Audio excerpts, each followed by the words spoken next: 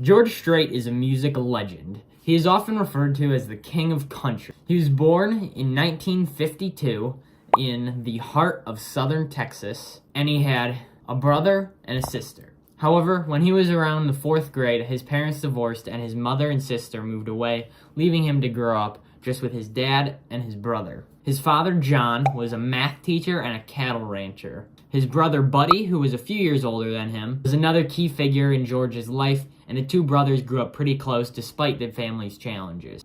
George's father, John, instilled a strong work ethic in both of his sons.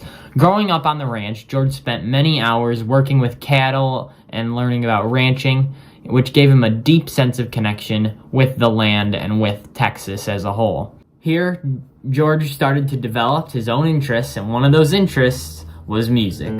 From a young age, George developed a deep love for country music. This love would eventually set him on the path to stardom. In high school, George's musical interests expanded beyond country music. He became involved in several garage rock bands.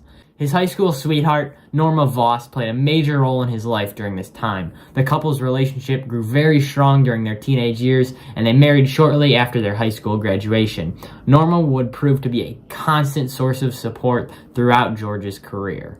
They are still together today, married for over 50 years. After high school, George enlisted in the U.S. Army in 1971. He served for 3 years stationed in Hawaii, where he earned the rank of corporal.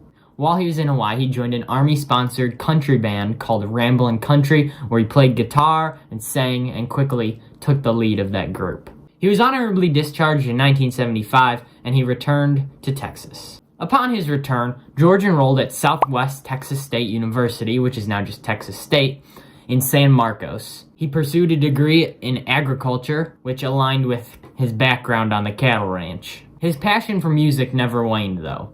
While in college, he joined a local band called Stony Ridge. The band played honky-tonks and bars across Texas, and George quickly became the frontman. He took command of this band and renamed it Ace in the Hole. Despite their hard work, George and Ace in the Hole really struggled to break through into the Nashville country music scene. In the late 70s and early 80s, George made multiple trips to Nashville to try to find a record deal, only to face rejection time and time again, being rejected by almost every label there.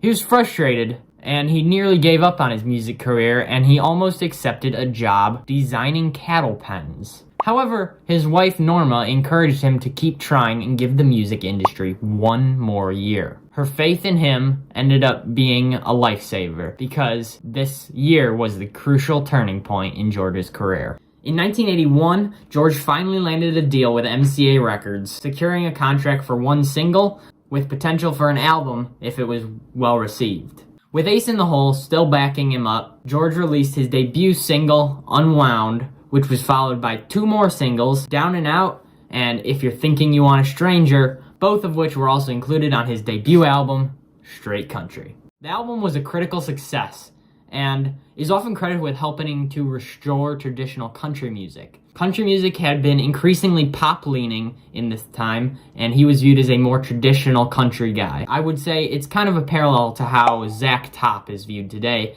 This first album stamped his reputation, and it was just up from there. George's second album, Straight from the Heart, released in '82, was another breakthrough, and it included one of his most beloved songs, Amarillo by Morning. The song became an anthem for fans of traditional country, and it helped solidify George as one of the genre's up-and-coming stars. Amarillo by morning.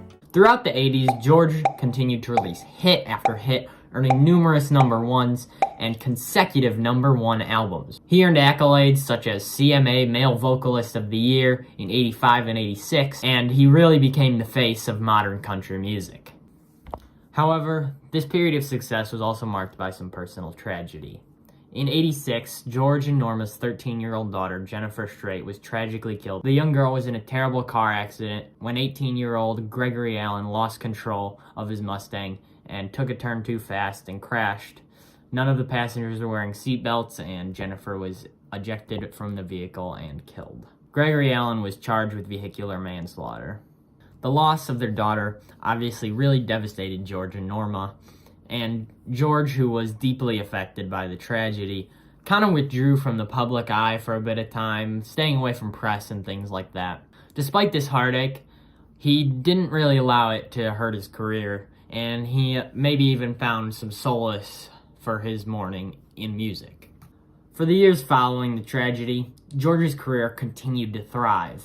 He released Oceanfront Property in 1987, which became the first ever country album to chart at #1 on the Billboard Hot 100. The album produced multiple #1 hits, including the title track and All My Exes Live in Texas. His string of successes continued into the 90s, with George releasing a near unbroken streak of #1 singles, including hits like Check Yes or No, Carrying Your Love With Me, and I Cross My Heart. The 90s really solidified his legacy as one of the country music's all-time greats, and he earned CMA Entertainer of the Year in 89 and 90. In addition to his success as a recording artist, George also made a significant impact on the country music scene as a live performer. From 97 to 01, he headlined the George Strait Music Festival, which traveled across the United States and helped elevate the careers of artists like Kenny Chesney, Tim McGraw, and Alan Jackson. While this festival helped bring new country talent to the forefront, George still continued to dominate, releasing new albums and selling out arenas across the country. Even into the 21st century, George Strait's influence on country music continues to grow. He became the first artist in history to have at least one top 10 hit in every decade from the 80s to the 2010s. In 2024, at the age of 72, George just released his latest album, Cowboys and Dreamers, which I am personally a pretty big fan of. There's some tracks on there that I really like. My recommendation is the title track. That's one of my favorites. One of my favorite George Strait songs overall, actually. So if you haven't heard that one, you should go check it out. That's Mortal's recommendation for the day. And this really shows that he still has the ability to create songs that resonate with country fans, even what's probably towards the tail end of a very, very long career. George Strait has built an unparalleled legacy. His career spans over 4 decades. He's released so many hits. He has the most #1 hits of any artist in any genre ever, sitting at 60. And the only 2 artists that have more albums certified diamond or higher than him are Elvis and the Beatles. So he sits in pretty good company right there. His nickname says it all. He is the king of country. His influence in the industry is unparalleled by anyone else. From his humble beginnings in rural Texas to the king of country, his legacy contains unmatched success, raw talent, and a love for music that has shaped his life and many other people's. Thank you.